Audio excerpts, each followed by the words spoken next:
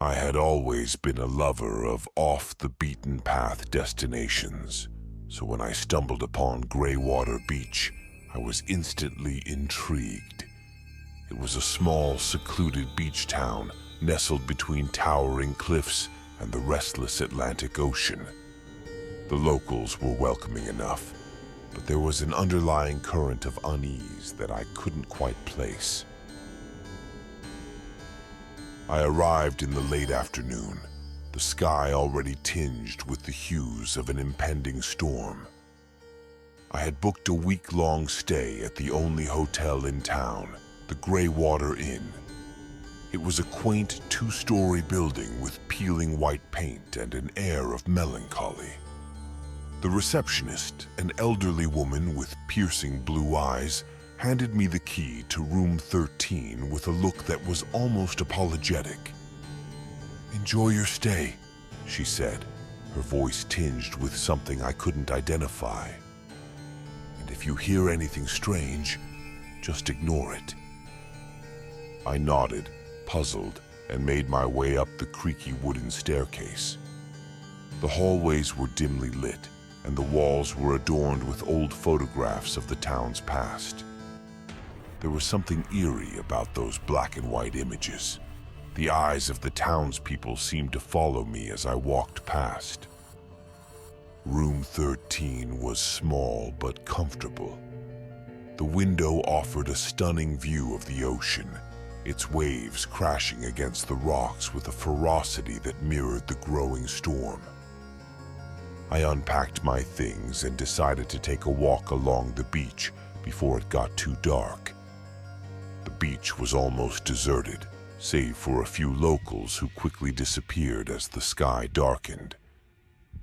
I wandered along the shoreline, the wind whipping my hair and the salty spray stinging my face.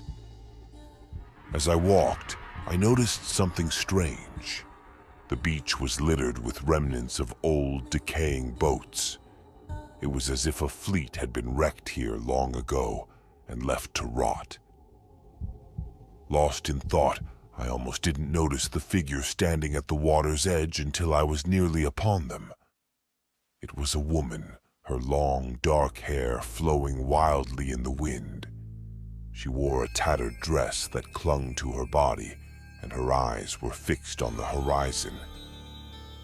There was something unsettling about her stillness, and a chill ran down my spine. "Hello?" I called out, but she didn't respond. I took a step closer, and suddenly, she turned to face me. Her eyes were empty, hollow pits of darkness. I stumbled back, my heart racing, and when I looked again, she was gone. I hurried back to the hotel, the wind howling around me like a chorus of whispers. As I entered the lobby, the receptionist looked up, her eyes filled with concern. "You saw her, didn't you?" she asked softly. I nodded, unable to speak. "Many have," she said. "She's one of the lost souls of Graywater Beach. They say she was a bride-to-be, waiting for her fiancé to return from sea. But he never did. She wandered the shore for years, searching, until she drowned in a storm." I shivered, the memory of her hollow eyes haunting me. "Why does she appear?" The receptionist sighed. "The sea holds many secrets, and this town is cursed. The spirits of those lost to the ocean are trapped here, forever searching for what they've lost. Some say they're drawn to the living, hoping to find solace." That night, I could barely sleep. The storm raged outside, the wind rattling the windows and the waves crashing violently against the shore. I lay in bed, listening to the sounds of the tempest, my mind racing. Every creak of the floorboards, every howl of the wind made me jump. Around midnight, I heard it, a faint, mournful wailing. At first, I thought it was just the wind, but as it grew louder, became unmistakable. It was the sound of a woman crying. I got up, my heart pounding, and followed the sound down the hallway. The wailing led me to a door at the end of the corridor. It was slightly ajar, and as I pushed it open, I felt a cold draft wash over me. The room was dark, but I could make out a figure sitting on the bed, her back to me. It was the woman from the beach. I stepped inside, my fear mingling with a strange sense of compassion. "Are you all right?" I asked, my voice trembling. She didn't respond, just continued to cry softly. I took a step closer and the floorboard creaked under my weight. She turned to look at me and I gasped. Her face was pale and gaunt, her eyes voids of darkness. "Help me!" she whispered, her voice echoing with despair. I reached out instinctively, but as my hand passed through her, she vanished. The room grew colder, and the wailing ceased. I stood there, shaken, my mind struggling to process what had just happened. The next morning, I decided to visit the local library, hoping to learn more about the town's haunted history. The librarian, a middle-aged woman with graying hair, was more than willing to help. "Graywater Beach has always been a place of mystery," she explained. "There have been countless shipwrecks off the coast and many lives lost to the sea. Some say the town was built on cursed land." As I delved into the town's history, I discovered a chilling pattern. Every few decades, there was a spike in drownings and disappearances, often coinciding with severe storms. The most recent had been 10 years ago, when a group of tourists vanished without a trace during a summer storm.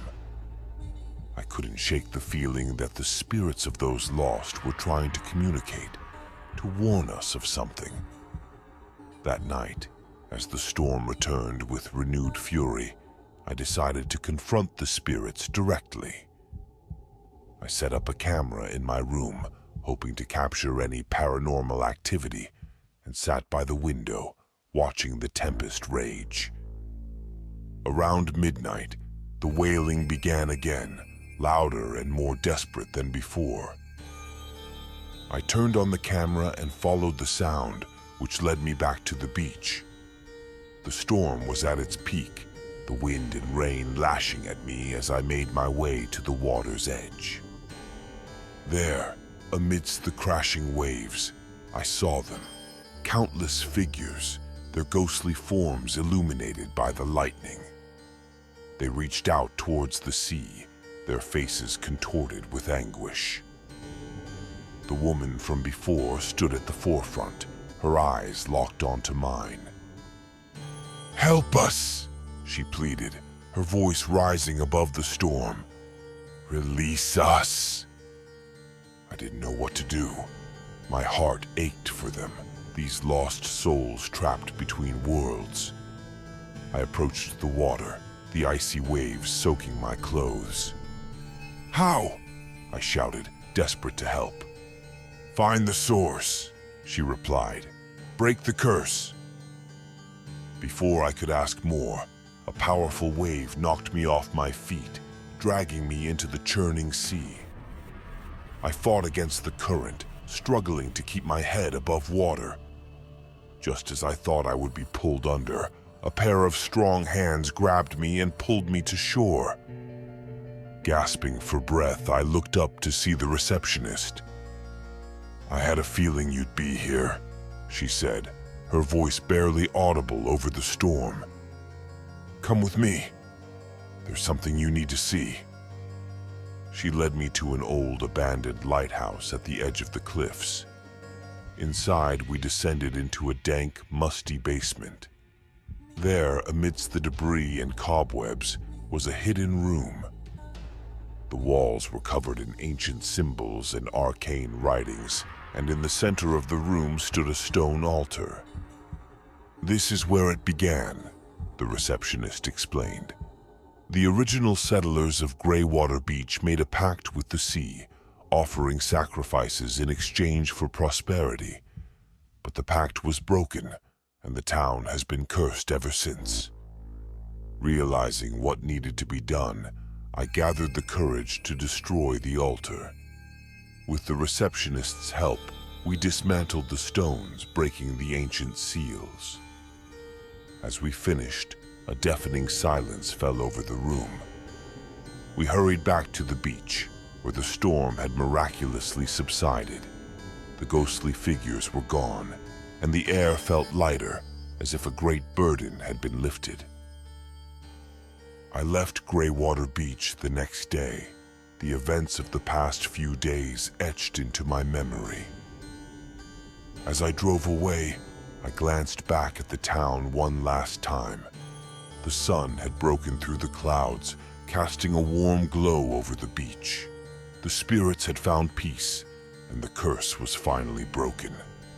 But the echoes of their sorrow would stay with me forever, a reminder of the thin veil between our world and the next.